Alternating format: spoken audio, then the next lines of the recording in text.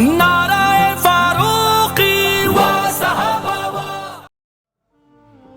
Approximately 1200 years ago, there was a woman, and this woman wasn't a queen, nor was she known for her physical beauty, and nor was she from a wealthy background. Rather, everything someone looks in a woman was against her. When somebody goes for marriage, then he looks at the family that she be of a high background. This woman had no status. One point in her life she was a slave. She lacked physical beauty. There was nothing there to attract anyone.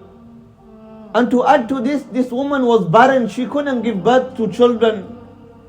Now in terms of dunya, I ask, what does this woman possess? What does this woman have to offer? She lacks physical beauty.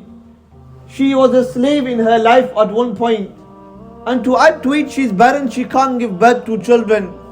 Yet why is it that 1200 years after her demise, I sit before you and I speak of her? Let me tell you why. Because it was her routine that after Salatul Isha, she would come to her husband and she would say to him, "Okay, is there anything that you need me to do?"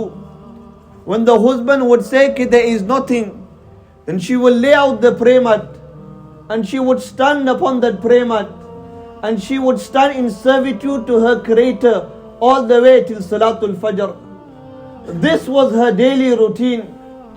Her husband passed away very young, because of which she became a widow at a very young age. So Hassan Basri rahmatullah alayh, for those of you who know him will know what a man he was.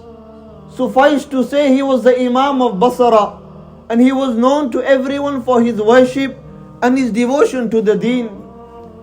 Hassan Basri traveled miles and miles himself to come and propose to this woman. When he proposes to her, and he says, "I would like your hand in marriage," she says back to him, "Oh Hassan, I have no problem, but I will only accept your proposal if you can answer me 4 questions. Hassan Basri rahmatullah alayhi said, "What are these questions?"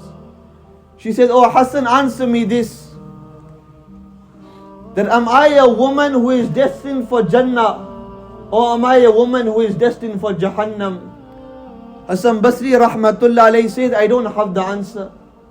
She says, "Then tell me this. Will I receive my book of deeds in my right hand, or will I receive them in my left?"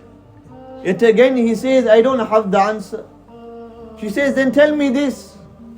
Will my good deeds outweigh my bad, or will my bad outweigh my good?" Yet again Hassan Basri rahmatullah alayhi says, "I don't know." She says, "Then answer me this final question. When mankind will be told to cross the bridge of Pul Sirat, will I get to the other side, or will I fall in the depths of hell?" Yet again Hassan Basri rahmatullah alayhi says, "I don't know." She then says to him, "Oh Hassan, then leave me and let me be, for I need to prepare for that which you don't know. I don't have time for marriage, and I have no time that I can give to you." Wallah, this woman reached such a status and such a maqam. One day she wanted to make a dish, she wanted to make some salan. So she searched the entire house, but she couldn't find any onions. And for a dish, onion is the main ingredient. So as she sat there with the empty dish in front of her, thinking, "Ya Allah, I have no khadim, I have no son, no daughter. Allah, where am I going to get onions from?" All of a sudden there was a bird flying above her, and in its claws it was carrying onions. When this bird got directly above her, then it dropped the onion straight into her lap. And it gave a message to the world that the ones who make a friendship with Allah, then we will make the birds forget the birds. We will make entire makhluk into servitude to them. The ones who make a friendship with Allah, the ones who learn how to prostrate before Allah, we will bring the world to their feet. The ones who give themselves to Allah, we will make entire creation from the fish in the sea to the birds in the sky. We will make them all of servitude to them. because of their friendship with Allah Almighty. One day a thief broke into her house, and when he looked around, there was nothing there to steal. But he couldn't go empty-handed, so he picked up a chadar and he was about to leave. As he was about to exit the house, Allah seized his vision. Out of panic and fear, not being able to see where he was going, he drops it.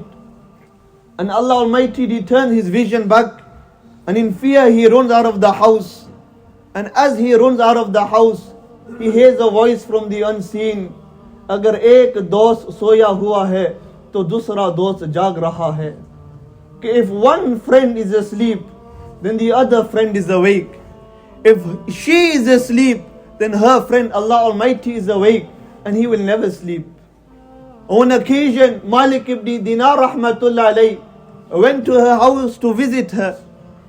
And when he looked in the house, he seen nothing there apart from a partially broken jug that she would use for wuzu and to drink water, a straw mat that was muddy and dirty that she would use to sleep on, and a brick that she would use as a pillow. When he seen the condition of how this woman was living, he said to her, I have many wealthy friends, just give me the hukam and I'll tell them to bring things to your house. Look at the response of this woman. She says, O Malik, is my provider and your provider and the provider of the wealthy not the same being? Malik ibn Dinar said, of course he is. She then said to him, what, has he forgotten the needs of the poor on account of their poverty? And does he only remember the needs of the wealthy? Malik ibn Dinar said, it is not like this. She then said to him, when he has never forgotten anyone, then what is the need to remind him? My Allah knows of my condition, and He has chosen this condition for me because it pleases Him. So if it pleases Him, then why shouldn't it please me? This woman reached such a level, When she passed away, she told her khadim before taking her last breath, she said to her, when I pass away, then don't inform everyone, but call one or two people and inform people of my death the next morning. And then she made a request and she says, when you bury me, then use the very cloth, use the very chadar that I would use to offer my tahajjud salah and shroud me in that. So the friend did as she was told. The next day people were angry and upset. How could you bury this godly woman without telling anyone? It so happened that this friend, she seen this woman in a dream, and she seen that her face was shining bright like the 14th moon, and she was wearing the green garments of Jannah. She then asked her, what became of questioning before Allah subhanahu wa ta'ala? She said, my Allah was so kind to me, my Allah was so kind to me. She then asked her, I buried you in a white cloth, what became of that? She said, my Allah dressed me in the clothes of Jannah, and my Allah took that white piece of cloth off me, and my Allah said, tomorrow when we weigh your scales of good and bad, we will place this in the scales of your good. She then asked her, when the angels came in their grave and they questioned you, Man Rabbuki, who is your Lord? What became of this questioning?